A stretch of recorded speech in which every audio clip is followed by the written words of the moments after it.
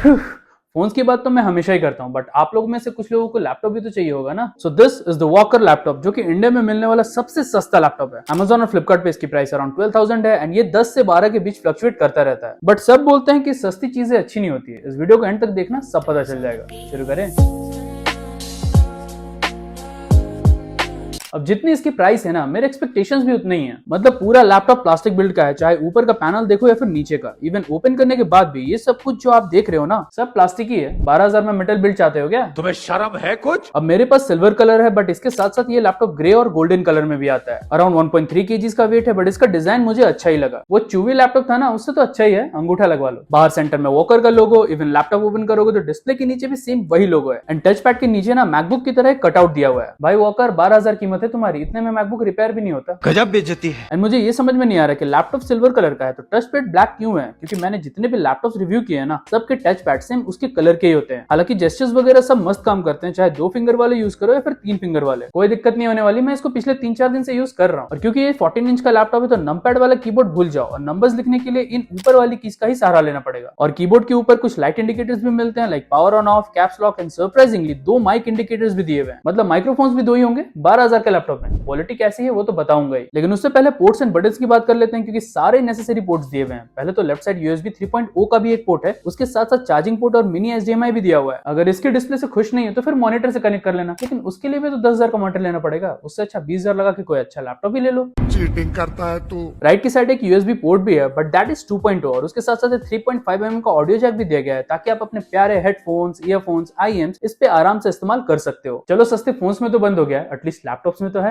बस किसी के नजर न लगे। और उसके साथ एक माइक्रो SD कार्ड रीडर भी मिलता है, जिसके अंदर आप कुछ इस तरह मेमोरी कार्ड डालकर गाने वगैरह ट्रांसफर कर सकते हो। सच बोलूं तो मैं पर्सनली मेमोरी कार्ड यूज ही नहीं करता। आप करते हो क्या? कमेंट्स में बताना जरा। But display is actually good and even better than वो चूहिया वाला laptop. 14.1 inches, full HD, IPS, 60 hertz refresh rate and साथ में एंटी ग्लेयर कोटिंग भी है, जिससे डायरेक्ट धूप में यूज करने से रिफ्लेक्शन बहुत कम आते हैं। सोचा बाहर लेके जाऊं, बट धूप बहुत है। चल ठीक है यार, चला ही जाता हूँ।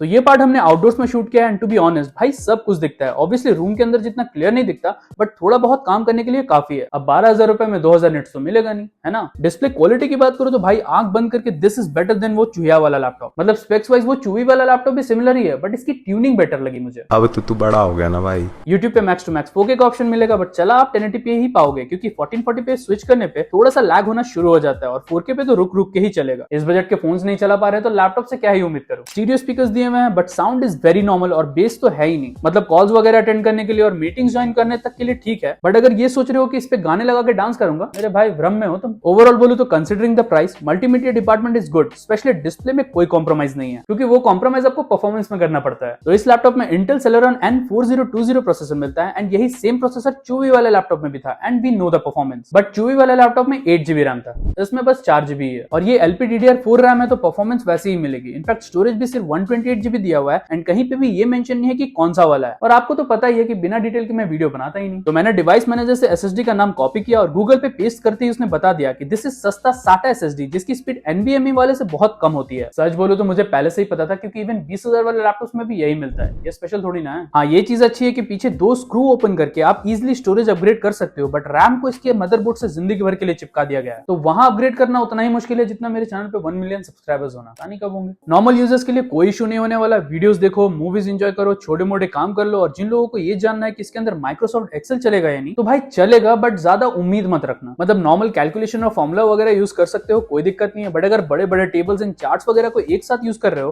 तो प्रोसेस करने में थोड़ा टाइम लेता है एंड आपको ये लैग फील होगा। और जो भी इस लैपटॉप को ऑफिस वर्क के लिए लेना चाहते हो ले सकते हो, बट इसकी परफॉर्मेंस कैसी होगी ये उस बात पर डिपेंड करता है कि आपका काम कितना हैवी है। बाकी मैंने गेम्स वगैरह भी खेले हैं। दिस इज मॉडर्न कॉम्बैट 5, जो कि माइक्रोसॉफ्ट स्टोर पे अवेलेबल है एंड ऑलमोस्ट 3GB का गेम है। हाँ सेटिंग्स मीडियम वाली है, बट परफॉर्मेंस में कोई दिक्कत नहीं आई, क्योंकि इसका UHD 600 ग्राफिक्स ऐसे छोटे मोटे गेम्स को इजिली हैंडल कर लेगा। PUBG इंस्टॉल करने का ट्राई भी मत करना, मैंने किया था, पता है क्या हुआ? हक दिया। ओवरऑल परफॉर्मेंस अच्छी है यार एंड नॉर्मल यूज में कोई दिक्कत नहीं आने वाली। अंगूठा लगवा लो। अब ये बाय डिफॉल्ट विंडोज 11 होम पे आता है एंड जिस तरह मैंने चूवी वाले लैपटॉप को विंडोज 11 से 10 किया था ना, मैंने सोचा था कि यहाँ पे भी ये कर लेता हूँ, बट सब तो ये तामझाम करेंगे नहीं, इसलिए मैंने जो सारी टेस्टिंग की सब विंडोज 11 पे ही की है। हाँ ये अच्छी बात है कि 1 साल की वारंटी भी मिलती है और लैपटॉप के पीछे एक वारंटी सील भी लगी हुई है। निकालना मत, नहीं तो फिर वारंटी नहीं मिलेगी। लेकिन बहुत ढूंढने के बाद भी मुझे कोई वैसा ऑथराइज सर्विस सेंटर नहीं मिला, बट इनका हेडक्वार्टर्स महाराष्ट्र में है और उनकी वेबसाइट पे आप सर्विस रिक्वेस्ट भी डाल सकते हो। तो ऐसा नहीं है कि सर्विस सपोर्ट देने से पीछे हट रहे हैं, बट ब्रांड छोटा है ना, टाइम लगेगा। बैटरी से तो मैं थोड़ा डिसअपॉइंटेड ही हूँ, क्योंकि सिर्फ 5000 mAh की बैटरी दी हुई है एंड इसका ओरिजिनल चार्जर मार्केट में 100-200 में मिलने वाले चार्जर जैसा लगता है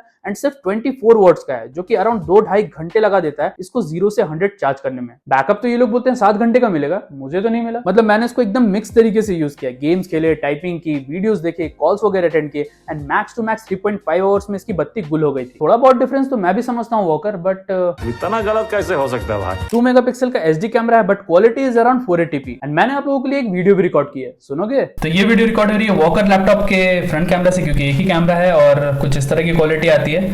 I don't know how they are calling this HD quality, यही है जो है।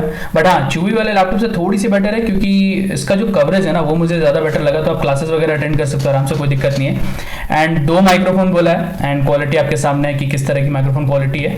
हालांकि अभी मैं रूम में हूँ और कहीं से भी कोई बैकग्राउंड नॉइज नहीं आ रहा है, तो मे बी आपको क्वालिटी अच्छी लग सकती है, बट इट डिपेंड्स। अगर फैन भी ऑफ है, अगर आप देख रहे हो पीछे, तो उसकी वजह से भी कोई बैकग्राउंड नॉइज नहीं आ रहा है। तो कुछ इस तरह की क्वालिटी थी बेसिकली।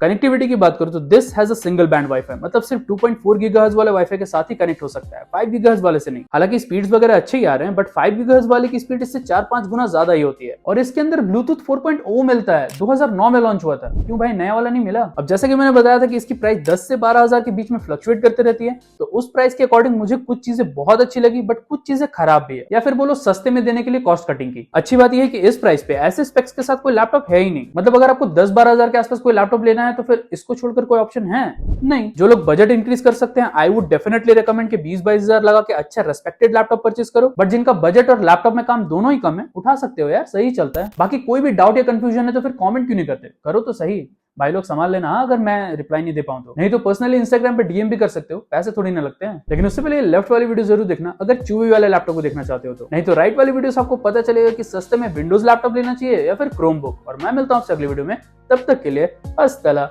विस्ता।